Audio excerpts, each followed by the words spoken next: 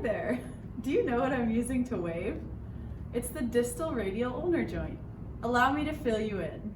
This joint is formed by the articulations of the distal ends of the radius and ulna. Specifically, the sigmoid notch of the radius is articulating with the head of the ulna. This joint is an ovoid joint with 1 degree of freedom. During pronation and supination, or waving, the ulnar notch of the radius slides anteriorly over the head of the ulna, like this. The distal radial ulnar joint is a diarthrodal trochoid synovial joint, which consists of 2 parts: the bony radial ulnar articulation and the soft tissue stabilizers. The distal radial ulnar joint relies heavily on soft tissue stabilizers for stability, with dorsal and volar ligaments being its primary stabilizer. Stay tuned, you'll learn more about these in a little bit. Here is an anterior view of the radial and ulna. As previously mentioned before, the distal radial ulnar joint is formed by the ulnar or sigmoid notch of the radius and the head of the ulna. The head of the ulna is on the distal portion of the ulna bone. The head has a semi-cylindrical convex shape with a circumference of curvature of approximately 20 millimeters.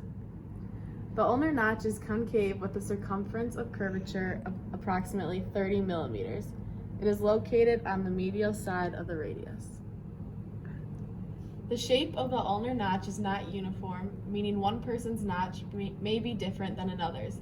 Therefore, it is classified into 4 different types: S-type, C-type, ski slope, and the flat type. As you can see, this notch looks like the S-type.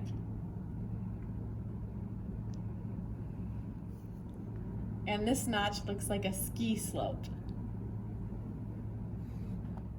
The distal radial ulnar joint has many stabilizing structures to hold it in place and prevent it from separating in case of a fouche. Many of these stabilizing structures are made up of ligaments. Some of the primary stabilizing structures associated with the distal radial ulnar joint are some radial ulnar ligaments, such as the dorsal and palmar radial ulnar ligaments.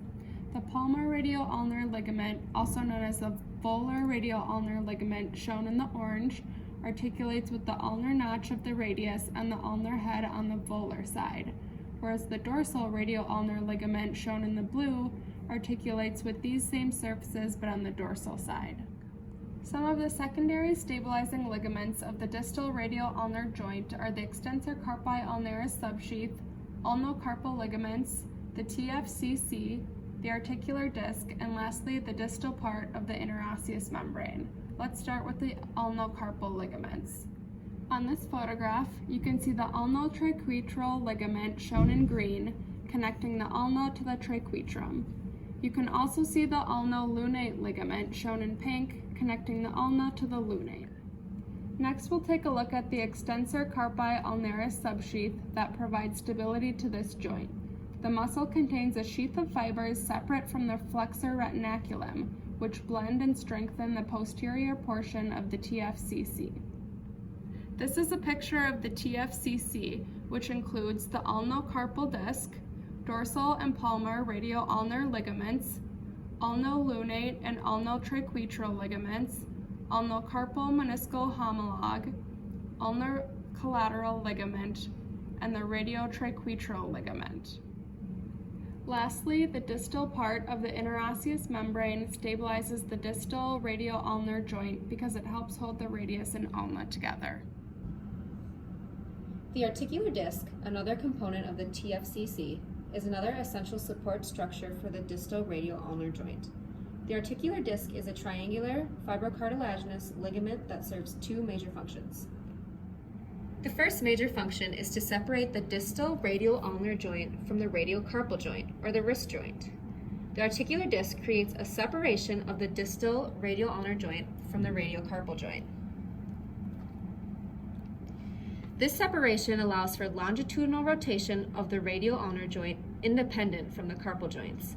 In other words, the presence of the articular disc allows for pronation and supination in any position of the hand. The second important function of the articular disc is to bind the radius and ulna together and hold them together during movements at the joint. The articular disc is an important stabilizer of the distal radioulnar joint. The disc ensures the radius and ulna remain together during supination and pronation. The articular disc is thicker at its periphery than at the center.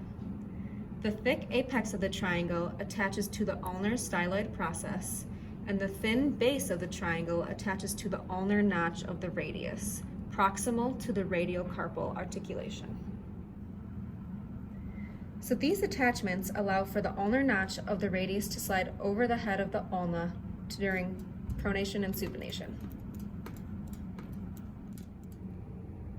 This is an inferior view and illustration of the articular disc in radioulnar ligaments during pronation and supination.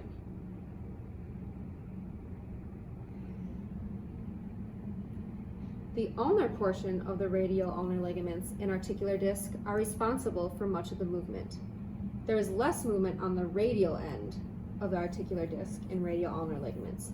Instead, on the radial end, the ligaments and disc form a more stable unit and contribute to support during these movements. Thanks for joining. We hope you have a better understanding of the distal radioulnar joint.